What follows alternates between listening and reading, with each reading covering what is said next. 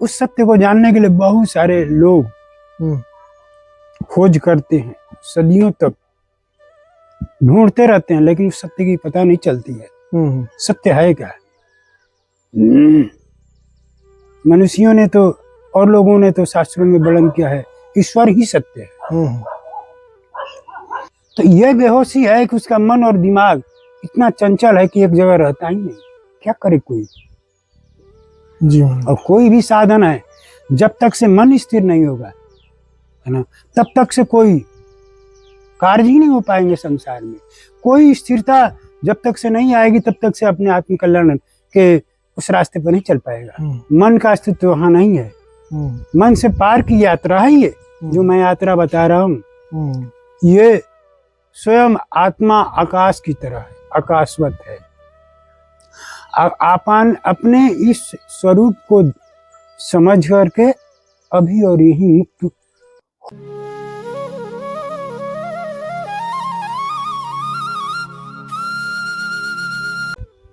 तो महाराज जी पहले तो दंडवत प्रणाम। महाराज जी के पास पहुंच गए हैं।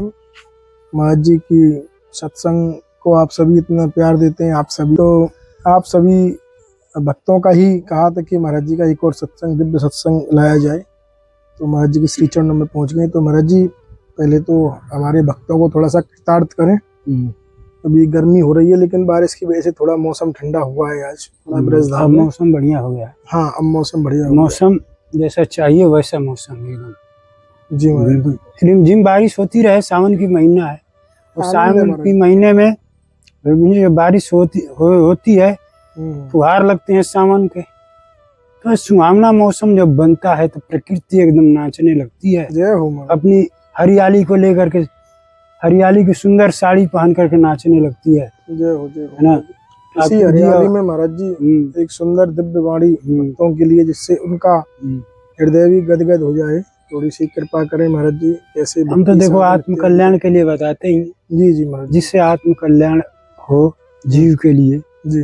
लेकिन अब कोई हमारे वाणियों को ध्यान अगर दे सही ढंग से, तो उनके जीवन के उद्धार के लिए ऐसे रास्ते बताते हैं। कई वीडियो बने हुए हैं हमारे। जी जी, आप ले गए हैं छोड़े जी जी। तो बहुत सारे प्राणियों के बीच में ये गई है वाणी। तो जीवन कल्याण के लिए हम बहुत कई बार प्रयास करते हैं कि जीव अब से भी एक नए जीवन के शुरुआत करे, एक नए जीवन के अपने प्रारंभिक अवस्था में आए, जिससे उनका अलौकिक जो संपदा है परमात्मा के द्वारा मिली हुई है या उसकी आत्मा है, उस आत्म दृष्टि को लेकर के हम थोड़ा झलकाते हैं इस बात को जी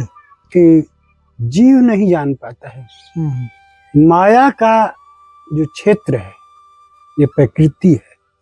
ये माया की प्रकृति में जीव सदियों अनंत काल से भटक रहा है। वो भटक रहा है, उनके भटकाव का कारण मनुष्यों ने, है ना, संत महापुरुषों ने जो वाणी शास्त्रों में अंकित है, बताई है जी, उसके लिए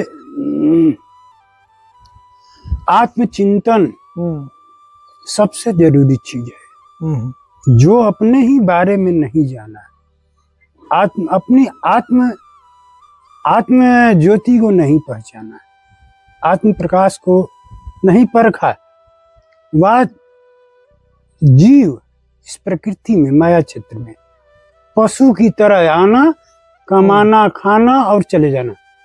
जन्म लिया और कमाया, खाया, चला गया, बिल्कुल, और कुछ नहीं जान पाता। आत्म कल्याण नहीं कर पाता, आत्म कल्याण नहीं हो पाती है। तो उसी आत्म कल्याण के ऊपर कुछ प्रकाश दर्शाना चाहते हैं। जी जी महाराज जी, अवश्य। तो जीव जाने कि मैं कौन हूँ। पहले तो इतनी बेहोश है, इतनी बेहोशी में उसकी दिन और रात जा रहे हैं कि बस एक ही नशा है उसके जीवन में, धन कमाना, परिवार भरण पोषण करना और अपना वैभव में अपने दिनचर्या को बिता डालना ना जी। इसीलिए हम तो कहते हैं बार बार ये बात भाई कि इस जगत में एक ही सत्य है, वो है उस सत्य को जानने के लिए बहुत सारे लोग खोज करते हैं, सदियों तक ढूंढते रहते हैं, लेकिन उस सत्य की पता नहीं चलती है। सत्य है क्या? मनुष्यों ने तो और लोगों ने तो शास्त्रों में वर्णन किया है ईश्वर ही सत्य है। पर कुछ ऐसे मनीषी भी हैं जैसे अष्टावक्र जी हैं, जैसे सुखदेव जी हैं, परमहंस लोग हैं ये जो इन्होंने उस आत्मा के बारे में ना महावीर हैं, कबीर हैं, उस आत्मा के बारे में बताया है जो जो वो शक्ति है तुम्हारे भीतर में, वो मतलब प्रकाश है, ज्योति है, जो उसको परख आज तक नहीं परख पाए। मनुष्य जीवन केवल मिला है इसीलिए हमको, और कोई कार्य नहीं मनुष्य जीवन के लिए धरती पर।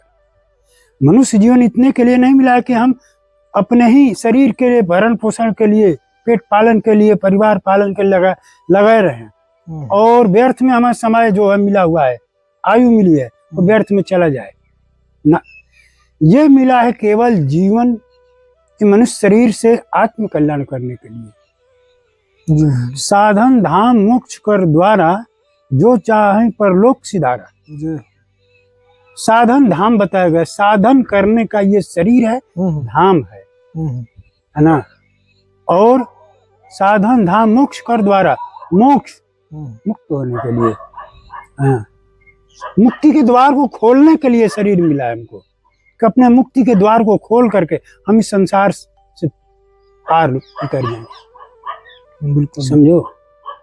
हम तो देखते हैं कि बहुत सारे लोग हैं, बहुत सारे ऐसे जो बताते हैं साधन के लिए, साधन के बारे में कि पूजा करो, पाठ करो, तीर्थ करो, परिक्रमा करो, दर्शन करो, है ना, जो है माला जप करो, ध्यान करो, योग करो।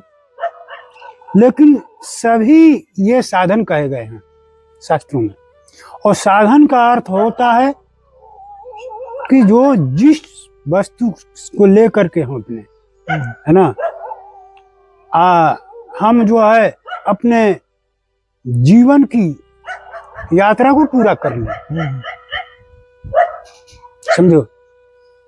उसी साधन में शरीर भी एक साधन है। तो ये यात्राएं बहुत सारे ऐसे लोगों को मालूम नहीं है, संसारिक जीवों को तो मालूम ही नहीं, तो सारे संसार अंधकार में भटक रहा है। बहुत बीहड़ अंधकार है भाई।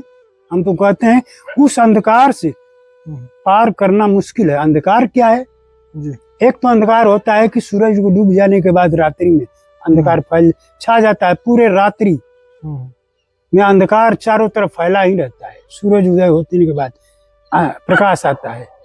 एक अंधकार है जीव के अज्ञान के रूप में, जीव का अज्ञान ही। एक श्लोक है, कहिए ये भागवत में जी, अंधकारस्य च अज्ञान, है ना।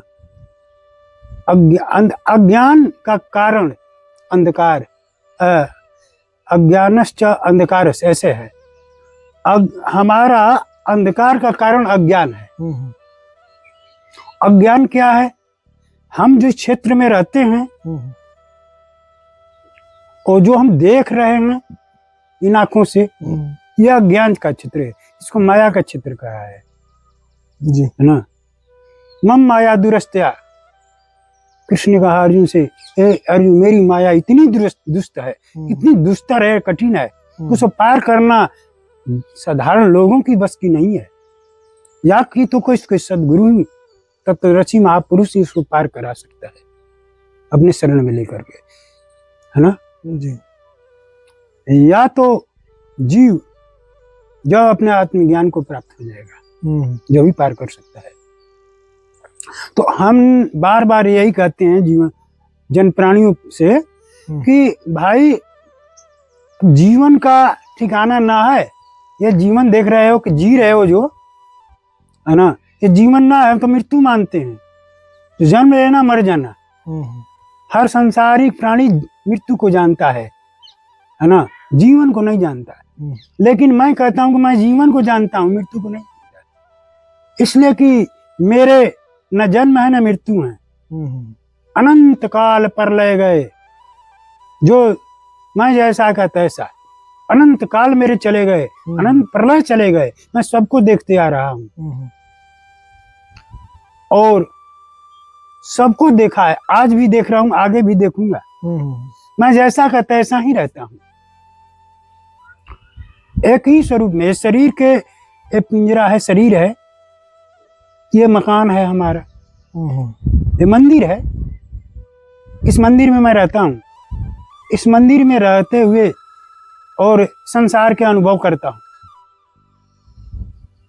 जो जीवन लीला है।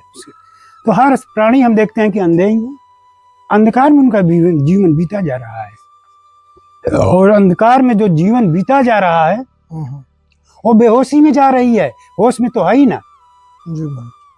कोई आदमी को कहो भाई 10 मिनट बैठ जाओ, हैं आदमी अगर बैठे भी कह रहे हैं कि यहाँ देखो, मैं जैसे बैठे हो, हमारे तरफ सुनो, हमारे तरफ देखो। 10 मिनट भी आदमी नहीं एक जगह उसका मन ठहर पाता है, बुद्धि ठहर पाती है। शरीर तो बैठा है, चेहरे मिल रहे हैं, लेकिन उसका मन कहीं और, दिमाग कहीं और।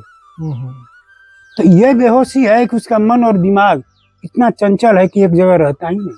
क्या करे कोई जी। और कोई भी साधन है, जब तक से मन स्थिर नहीं होगा, है ना, तब तक से कोई कार्य ही नहीं हो पाएंगे संसार में। कोई स्थिरता जब तक से नहीं आएगी, तब तक से अपने आत्म कल्याण के उस रास्ते पर नहीं चल पाएगा ना। जैसे हमें नदी से नाव को चढ़ करके पार करना है, तो हम तो देख रहे हैं कि जितने साधन करने वाले लोग हैं, चाहे कोई भी धर्म और संप्रदाय के लोग हैं, है ना, हम सभी के लिए कह रहे हैं कि यही पता नहीं है कि हम उस पार हैं कि इस पार हैं। अभी सोच रहे हैं, अभी नाव पर भी नहीं चढ़ा है ना जी ना, अभी तो बेहोशी में जीवन जी रहे हैं। कृष्ण की गीता बताती है, उन बार बार अर्जुन से संकेत करती है कि अर्जुन, मेरे ज्ञान रूपी नौका पर तू बैठ जा, आसानी से पार कर जा इस संसार समुद्र को, जो 84 लाख जोनियों में भटकते आ रहा है जीव, है ना। कहते हैं कभी ज्ञान की बात बताते हैं, कभी योग की बात बताते हैं, कभी कर्म की बात बताते हैं, लेकिन फिर भी अर्जुन को समझ में नहीं आता है। वो कहते हैं चढ़ जा नाव पर और पार उतर जा, और चढ़ने को तैयार ना है, वो तर्क पतर करते जा रहा है। तो इस पार में ही अर्जुन की कृष्ण गीता जो बताती है, वो इस पार की बताती है, जहाँ अभी नदी पार करके जाना है, और नाव पर अभी चढ़ने के लिए करेंगे, चढ़ जा और पार हो जा, ज्ञान रूपी नौका पर मिले, लेकिन चढ़ने को तैयार ना अर्जुन हो रहा है। एक और मनीषी हैं, ऋषि जो हैं, जो कहते हैं कृष्ण मूर्ति हैं, आज के समय में कृष्ण मूर्ति हैं, जो है कबीर हैं, कुछ लोग बुद्ध हैं, महावीर हैं, ऐसे कुछ लोग कहते हैं, वो पार हो करके कहते हैं कि तुझे कुछ नहीं करना है, तू इस पार, तू पार ही है, तुझे सोचने की बात नहीं है, तू मुक्त ही है जी, तो मोक्ष मुक्ति की जरूरत ना है। हाँ, तो पार है। अब तुम एक ही काम करो, है ना, अपने आत्म स्वरूप के बारे में जानो, तुम हो कौन, अपने को पहचानो, अपने को। तो या क्या तुम हाड़ मांस वाले शरीर हो, तुम मन हो, बुद्धि हो, या चित्त हो, या अहंकार हो। तो आदमी तो हम देखते हैं कि यह शरीर और शरीर से जुड़े मन, और मन जो बेहोशी की स्थिति में रहता है, अहंकार में डूबा हुआ है, धन का अहंकार, पद का अहंकार, प्रतिष्ठा का अहंकार, ये अहंकार है है ना, इसमें मन उसका एकदम विक्षिप्त है, जी स्थिर नहीं है। तो हम यही कहते हैं कि बार बार जो है इस बात को बताते हैं कि तुम उस पार, नदी के पार हो जा। हाँ, भवसागर रूपी समुद्र को पार करने के लिए और कोई चीज की जरूरत नहीं है, इसमें कोई साधन की जरूरत नहीं है, ना कर्म योग, न ज्ञान योग, न भक्ति योग, और न कोई साधन की जरूरत ना है, न तप, न जप, न योग, न साधना। केवल मेरे दिव्य ये आत्मवाणियां हैं सूक्ष्म, इस पर ध्यान देकर कोई सुन ले तो बिना कहे क्षण भर में मोक्ष और मुक्ति है उसकी, यानी क्षण भर में पार है।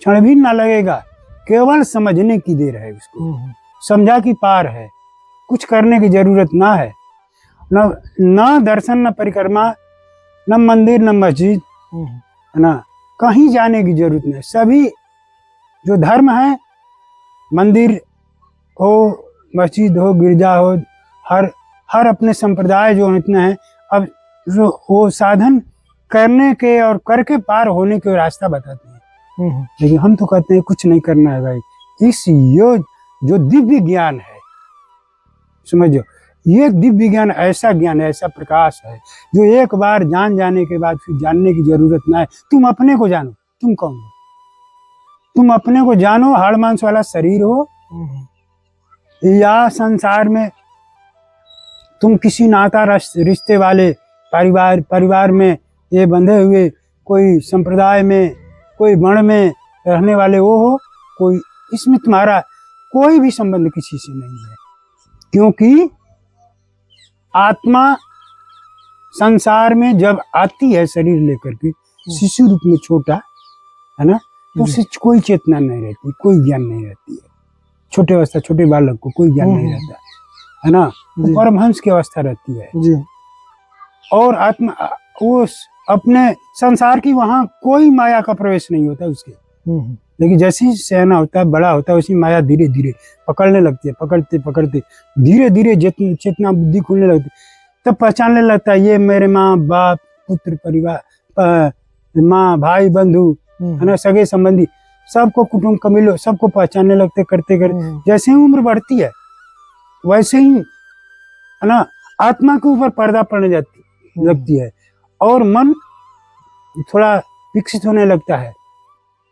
तो उसमें ये चीज है कि मन का अस्तित्व वहां नहीं है, मन से पार की यात्रा है ये जो मैं यात्रा बता रहा हूँ। ये स्वयं आत्मा आकाश की तरह है, आकाशवत है। आपन अपने इस स्वरूप को समझ करके अभी और यही मुक्त हो जा, ये अष्टावक्र ने कहा है राजन जनक से, राजन अभी और यही मोक्ष और मुक्ति, और नहीं तो फिर कभी नहीं है। तू वर्तमान में खड़ा हो जा, भूत को छोड़ दे, भविष्य को छोड़ दे, वर्तमान में खड़ा हो जा। अब वर्तमान में खड़ा होकर देख, अभी तू मुक्त है ना।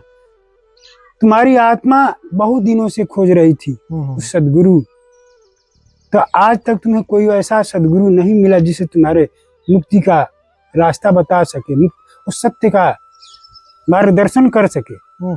इसलिए आज तुम्हें सत्य का मार्गदर्शन करता हूँ। आत्मा ही सबसे बड़ा सत्य है, उससे बड़ा कोई सत्य नहीं। आत्मा ही सबसे बड़ा धर्म है, ये कृष्ण ने भी कहा है, समझो ना। आत्मा से बड़ा कोई धर्म है न सत्य।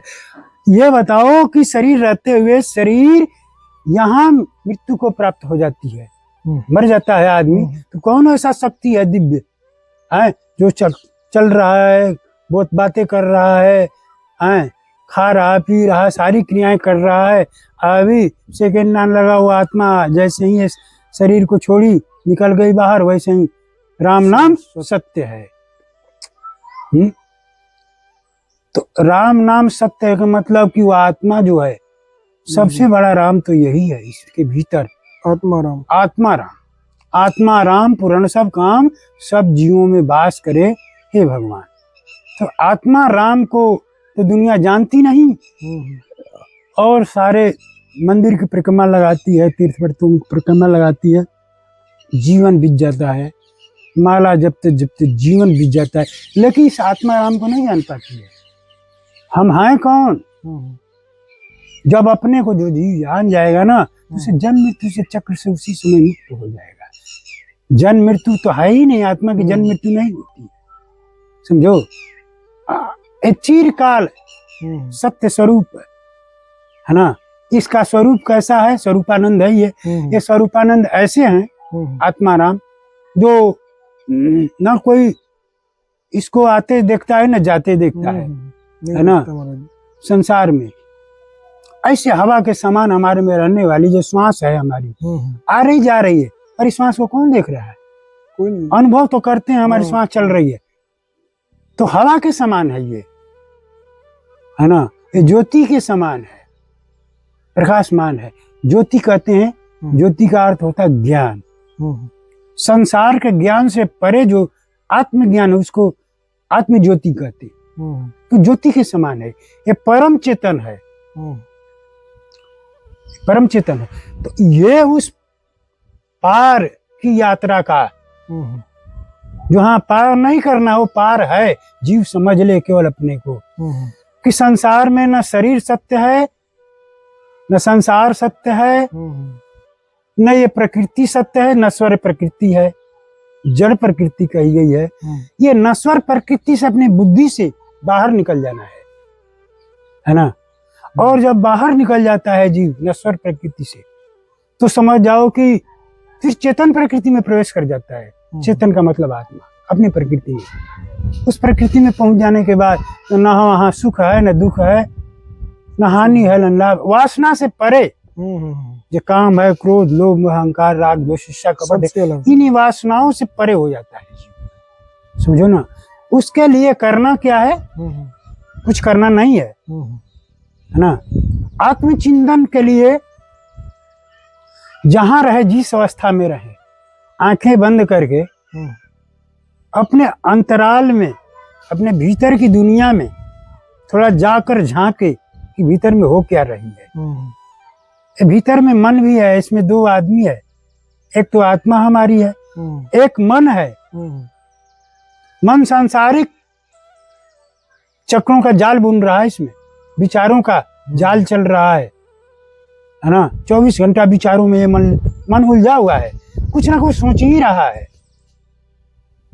और एक है जो परम आनंदमय है, वो आत्मा राम है, अपने भीतर परम शांत है, ज्योति रूप इसको कहते हैं। ये बृहस्पति जी कहे हैं, इसको कहे हैं, इससे इंद्र से एक बार कहे कि इंद्र, एक प्रभु का ऐसा मंत्र है, नाम है, उस मंत्र का तू जाप कर, उसी से तेरी मुक्ति मिले, उसी से प्रभु प्रसन्न होते हैं। तो एक श्लोक में है कि श्लोक ऐसा है कि जो है आत्मा अक्षरम परमम ब्रह्म ज्योति रूप सनातनम, अक्षरम परमम ब्रह्म ज्योति रूप सनातन, कृष्ण के लिए कही गई है। उन्होंने बताया कि हे जो इंद्र, ये ज्योति रूप सनातन स्वरूप है भगवान का, है ना। अक्षरम परमम ब्रह्म, ये अक्षर रूप है, ये पर ब्रह्म है ना। इस मंत्र को तू जाप करके भगवान कृष्ण को प्रसन्न करके और तू मुक्त हो जा। एक अपराध किया था, भागवत में सी कथा है, जिस अपराध के चलते इंद्र ने जी भगवान के अपराधी बन चुका था। तो इस मंत्र का जप किया, भगवान कृष्ण प्रसन्न हो गए और कहे क्या मांगते हो? वर मांगो, वर मांगो, क्या चाहिए तुम्हें, इसलिए मुझे याद करते हो। तो प्रभु मुझसे गलती हो गई, अपराध हो गया है आपका, मैं आपके चरणों में शर्मिंदा हूँ, लज्जित हूँ, मुझे अपराध का क्षमा कर दीजिए। भगवान ने क्षमा, जा मुक्त हो जा, कोई अपराध नहीं। तो ऐसे ही अक्षरम परमम ब्रह्म, अक्षर रूप जो है, क्षर जिसका अच्छा कहा गया, क्षर जिसका कभी नाश नहीं होता है, क्षर अक्षर दो शब्द हैं। अक्षर कहते हैं जिसका कभी नाश नहीं होता, अक्षर कहते हैं जिसका विनाश। शरीर, संसार, प्रकृति इच्छार वस्तु है, ये नष्ट हो जाने वाली नश्वर प्रकृति है। अक्षर आ गया है अक्षरम परमम ब्रह्म, अक्षर जो कभी नाश न हो, नाश नहीं होती उस आत्मा की, अक्षर स्वरूप है, अविनाशी है, उसको अविनाशी कहा गया है। ईश्वर अंश जीव अविनाशी चेतन अमल हर सुख राशि, ब्रह्मांड में जो अविनाशी स्वरूप है वो हमारा, कभी उसका कभी विनाश नहीं हुआ है, न होने वाला है न होगा। त्रिकाल सत्य है, वो परम सत्य है, वही एक सत्य स्वरूप है जो अपने को कोई पहचान करके, है ना, भीतर में जा करके पहचानना होता है। आंखें बंद करके अपने भीतर के, है ना, कोठरी में अंदर जाओ दुनिया में और उस आत्मा को पहचानो। उसी में जिस जो परमात्मा को ढूंढ रहे हो, उसी में तुम्हारा, चाहे जो परमात्मा के रूप में देखने चाहिए वही परमात्मा तुम्हें रूप में मिलेंगे। हाँ, तो ये स्वरूप का ज्ञान साधारण बात नहीं है और साधारण ज्ञान नहीं है, और इस ज्ञान के प्राप्त कर लेने के बाद और कुछ प्राप्ति करने की जरूरत ही नहीं है। जीव मुक्त ही है इस संसार में, उसे मोक्ष मुक्ति की जरूरत ना है, केवल जानने की जरूरत है। और इसी समय, है ना, जब जीव जान जाता है अपने स्वरूप को, उसी समय मुक्त होकर के इस संसार चक्र से छूट जाता है। केवल अपने को जानना है, अपने स्वरूप को जानना है। बहुत सुंदर महाराज, बहुत आनंद, बहुत गूढ़ रहस्य महाराज जी आपने खोला है। बिल्कुल अपने अभी इसमें थोड़े और साफ कर देता हूँ। जी जी महाराज जी।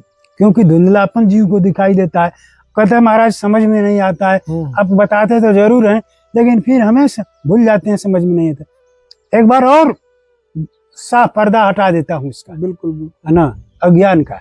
जी जी। अंधकार, तो अज्ञानश्च अंधकारस्य, अज्ञान ही अंधकार है। अज्ञान रूप जो संसार है, अज्ञान रूप हमारा पद प्रतिष्ठा और मैं कहने वाला मैं हूँ एक व्यक्ति, मेरा ये नाम है, मेरा ये स्वरूप है, ये मेरा ये पता है, ठिकाना है, ये नकली आदमी है।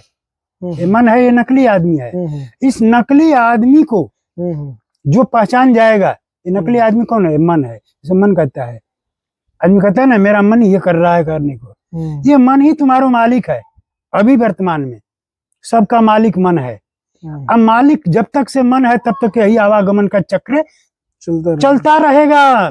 कोई उपाय नहीं, कोई साधन नहीं, भले ही भगवान आपके सामने खड़े हो जाए, लेकिन मन जब तक से अपने उस स्वरूप को ना देख लेगा, आत्म स्वरूप को, तब तक से नहीं अज्ञान दूर होगी, जो अंधकार है नहीं दूर होगा। समझे? उस अंधकार को हटाने की कोई और जरूरत नहीं है, अज्ञान को हटाने की कोई जरूरत नहीं। ये संसार माया की सत्ता, अज्ञान की सत्ता है। हमें अज्ञान की सत्ता यानी माया की सत्ता से, माया यानी नहीं, या माने है, जिसकी सत्ता नहीं है उसको माया कहते हैं, है ना। इस माया की सत्ता से हमें पार जाने के लिए और कोई की जरूरत ना है, केवल हमें अपने स्वरूप का बस स्मरण करना है, याद करना है। हम अपने स्वरूप को ज्यों ही जान जाएंगे, हम अपने को आंखें बंद करके ज्यों ही अपने स्वरूप में को देखेंगे, ये दिखाई देती है हमारा, ये आत्मा है ना हमारी, दिखाई देती है। जिस दिन आत्मा, हम लोग क्या करते हैं, जीव को जगाते हैं, झकझोर कर जगाते हैं। ये हमारी वाणी है, क्या करते हैं हम उन लोगों को जगाने के लिए झकझोर रहे हैं अपनी वाणियों से। करे उठो उठो, सवेरा हो गया, अब सोने की जरूरत नहीं है। अब ये जीवन में अब नए जीवन की ओर चलो। ये शरीर रहते हुए यही शरीर से तुम संसार के निर्माण को प्राप्त कर जा, मुक्त हो जा। 84 में जाने का कोई अब सोच ही मत, में जाने के लिए और कोई मतलब सोचने की जरूरत है। अंधकार को हटा दे, पर्दा को हटा दे और पर्दा के बाहर चले जा भाई। इस संसार एक माया नाटक रूप है, सभी अपने अपने पात्र हैं, अपने अपने नाटक खेल रहे हैं, अपने अपने पाठ खेल रहे हैं। कोई बेटी का, कोई बेटा का, कोई पत्नी का, कोई पति का, है ना, कोई माँ का, कोई बाप का, ये अपने अपने पाठ अदा कर रहे हैं और पाठ अदा करके पर्दे के आड़ में चले जाती है। यही माया है। माया ये धरती रंगमंच है और ये माया जो है, माया के पात्र हैं, अपने अपने पाठ हैं। हम कहते हैं ना, मेरी बेटी है, मेरा बेटा, मैं मेरा पति है, मेरी स्त्री है ना। ये मैं कहने वाला जो ये सबके भीतर में बैठा हुआ मन है, ये अज्ञानी है। अंधा एक आदमी है जिसको आंख ओंख नहीं है ना, वो तो बाहर को ही सत्य मानता है कि संसार, दुनिया और हम जो कर रहे हैं शरीर से, यही सत्य है। यही अज्ञान है जिसको सत्य मानता है।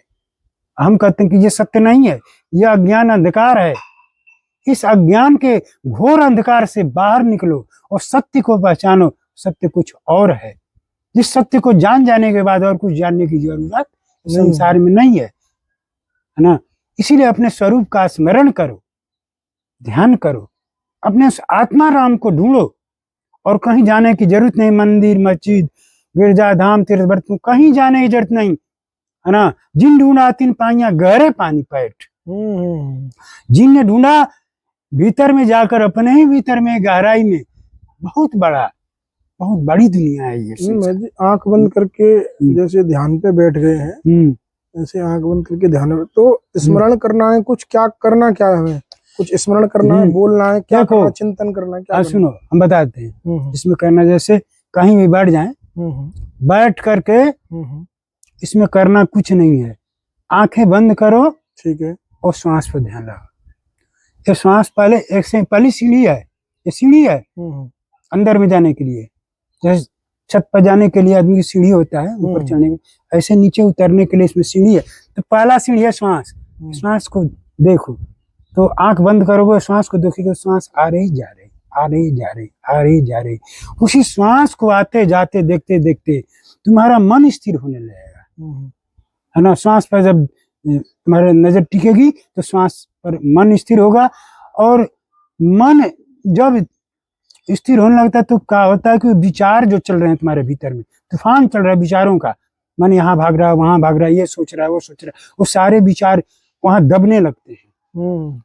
और जितने ही अभ्यास बनाओगे उतना ही विचारों का आना जाना बंद होगा, और विचारों का जहां आना जाना बंद हुआ वही निर्विचार समाधि उपलब्ध होती है। उसको निर्विचार समाधि कहते हैं। भीतर में समाधिस्थ हो जाता है आदमी जब उसका मन और विचार रुक जाते हैं, वही आत्मा का दर्शन होता है, उसी में परमात्मा का दर्शन होता है। समझो ना, यही श्वास की विधि है। आंखें बंद करके अपने श्वास को देखो और धीरे धीरे देखते देखते शून्य हो जाएगा। शून्य हो, भीतर में आंख बंद करने के बाद शून्य दिखाई देता है ना, अंधकार दिखाई दे। लेकिन डूबो मत, घबराओ मत। रोज आधे घंटे, 20 मिनट, 15 मिनट अभ्यास बनाओ, और रोज 5 मिनट बढ़ाते जाओ समय। 5-5 मिनट रोज समय बढ़ाते जाओ अपना। जितना ही बढ़ाओगे उतना ही तुम्हारा धीरे धीरे मन अगर अग्रसरित होगा, उसको कुछ भीतर से मिलेगा। अगर थोड़ा सा भी रस मिलने लगा बैठने में, अपने स्वरूप का ध्यान करने में, तो समझ जाओ कि फिर एक आनंद की दुनिया में पहुंच जाएगा। भीतर में आनंद की दुनिया है। इस आत्मा की दुनिया को आनंद की दुनिया कहते हैं, उसको परमानंद की दुनिया है। वो परम शांति है, परम आनंद है, परम सुख है। बाहर में तो बेचैनी है, कष्ट है, समझो ना। ठीक है महाराज जी, बहुत कृपा हुई। महाराज जी ने बहुत सुलभ और बड़ा स्पष्ट साधन बताया है, जिसे हम घर पे बैठ के अपने मन को शांत कर सकते हैं, एकाग्र कर सकते हैं। क्योंकि जब तक मन एकाग्र नहीं होगा तब तक हमारी भक्ति भी उतनी अग्रसर नहीं हो पाएगी। बड़ा सरल उपाय है, आप सभी भाई बंधु भी इस उपाय करें। और अगर आप भी महाराज जी से कुछ आध्यात्मिक प्रश्न या आपके मन में कुछ चल रहा है तो महाराज जी से विचार कर सकते हैं। हम तो कहते हैं भाई, जिसको भी, है ना, तो जिसको भी अगर कोई संशय बन रही है, दुविधा बन रही है जी, तो हम बताने के लिए तैयार हैं, ठीक है ना। हम तो इस तरह वीडियो के माध्यम से थोड़ा हल्के शब्दों में बता रहे हैं, मतलब शॉर्टकट में। लेकिन जिसको विशेष तौर से इसके क्षेत्र में, अपने परम सत्य के स्वरूप के सत्य में क्षेत्र में प्रवेश करना है, आध्यात्मिक दुनिया जिसे कहते हैं, तो आध्यात्मिक दुनिया में उसको ऐसे सरल तरीका और बताएंगे जिससे कि उसे संशय नाम का चीज ही नहीं रह जाएगा, और वो परम वो प्राप्ति कर चुके जाएगा इसी जीवन में। बहुत कृपा है महाराज जी, बहुत कृपा है। बड़ा आनंद। और आप सभी भक्त भी अब हमें आज्ञा दें, हम भी मिलते हैं ऐसे ही किसी और दर्शन के साथ आपके अपने चैनल संत यात्रा पर। राधे जय जय श्री राम। ठीक है महाराज जी, दंडोत प्रणाम।